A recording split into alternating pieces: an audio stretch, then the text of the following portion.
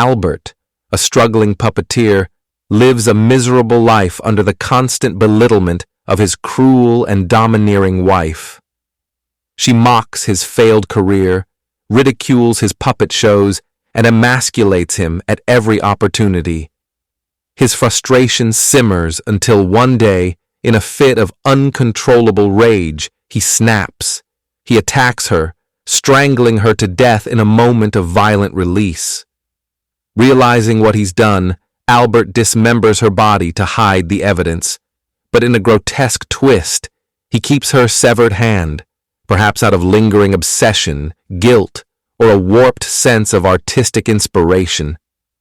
He begins incorporating the hand into his puppet act, using it as a macabre prop in his performances.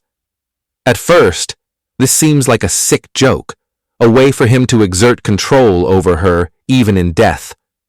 But soon, the hand takes on a life of its own. During one of his shows, the fingers twitch unnaturally. Then, they begin moving on their own, clenching, grasping, as if possessed by the vengeful spirit of his murdered wife.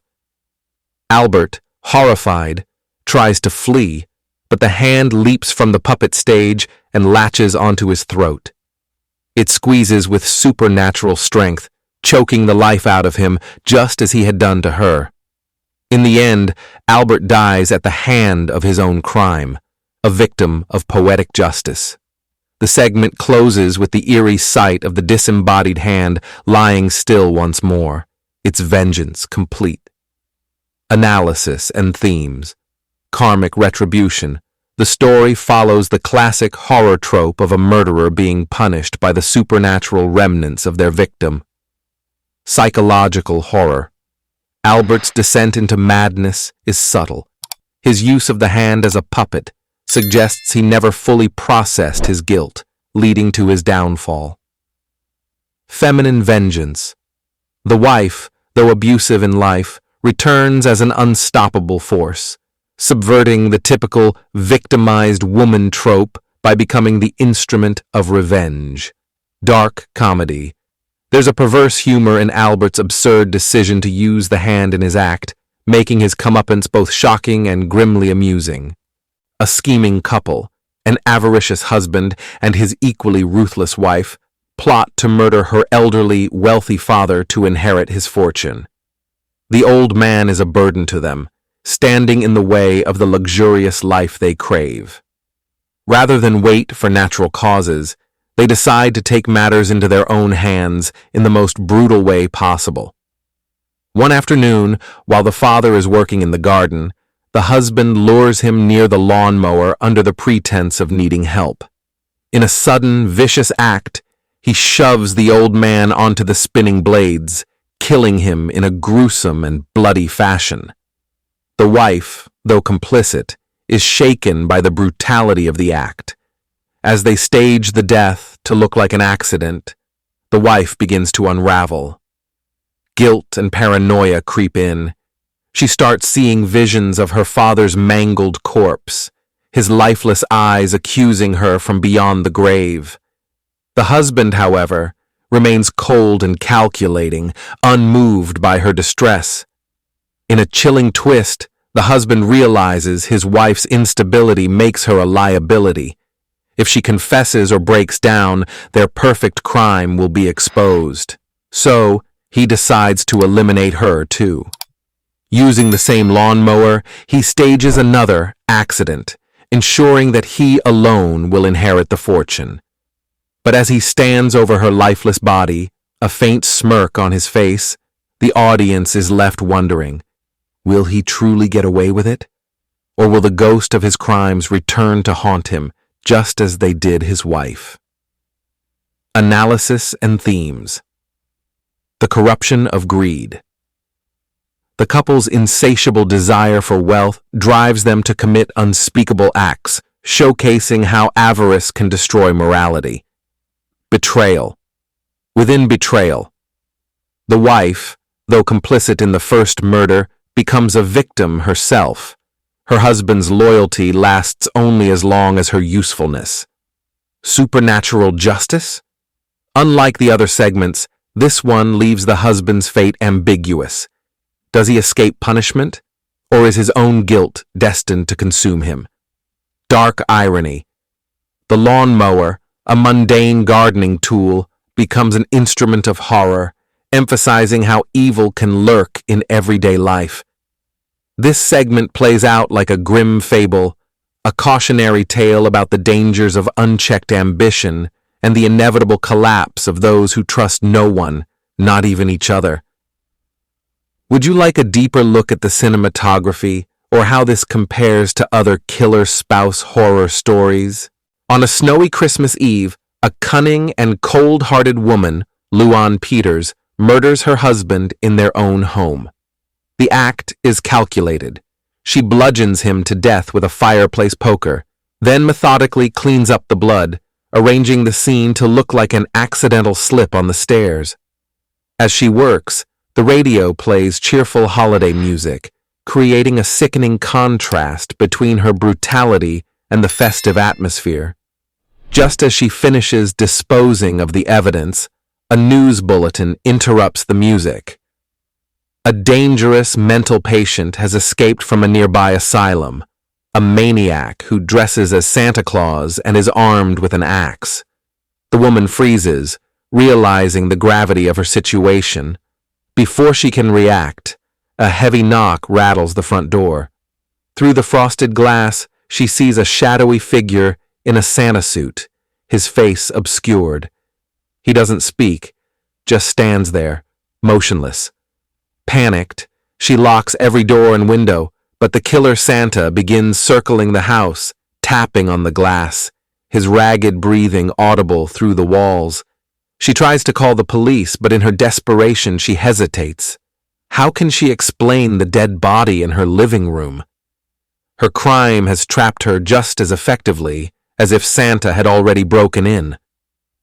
As the radio continues playing Silent Night, the sound of shattering glass echoes through the house. The segment ends abruptly. The woman's scream cuts through the night as the shadow of Santa's axe rises against the wall. The audience is left to imagine her gruesome fate, wondering, did the real Santa come for punishment? Or was this just a madman delivering his own brand of holiday horror? Analysis and themes. Twisted Christmas Carol. The juxtaposition of cheerful holiday imagery with brutal violence creates a deeply unsettling tone. Christmas, a time of warmth and family, becomes a stage for terror. Self-inflicted doom. The woman's own crime leaves her helpless. She can't call for help without confessing to murder, making her the architect of her own demise. Is Santa real or a madman? The ambiguity lingers. Is this a supernatural punishment, a vengeful Krampus figure, or just a cruel twist of fate? The ultimate irony. She thought she'd committed the perfect crime, only to become prey herself. This segment is a masterclass in tension, blending psychological horror with slasher movie dread. It predates, and arguably outcreeps, the more famous Tales from the Crypt adaptation of the same story, proving that sometimes the scariest monsters wear red suits and jingle bells. Would you like a deeper dive into how this compares to other killer Santa stories, or the influence of urban legends on this tale? The film's wraparound tale follows two small-time burglars, Mike and Tony, who break into what appears to be an abandoned mansion under the cover of night. The house is eerily silent, its rooms filled with dusty antiques and an unsettling stillness. As they ransack the place for valuables, they stumble upon an old television set that suddenly flickers to life on its own, playing a series of disturbing tapes, each one a vignette of horror, the hand, the lawnmower, and all through the house. At first, they dismiss it as a strange coincidence, but soon, the house itself begins to defy logic. Doors lock behind them without a sound. Hallways twist into impossible configurations, leading them back to rooms they've already searched. The windows, once clear panes of glass, now reveal only a swirling void outside. The burglars' greed turns to panic as they realize they are no longer alone. Something in the house is watching, manipulating the very walls around them. Desperate, they try to retrace their steps, but the front door is gone, replaced by smooth, unbroken plaster. The lights dim, and the air grows thick with the scent of decay.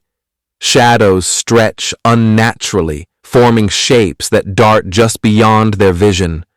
A whisper slithers through the halls, a voice that isn't human. In the final moments, the house begins to dissolve around them. The walls crack like brittle paper, peeling away into nothingness.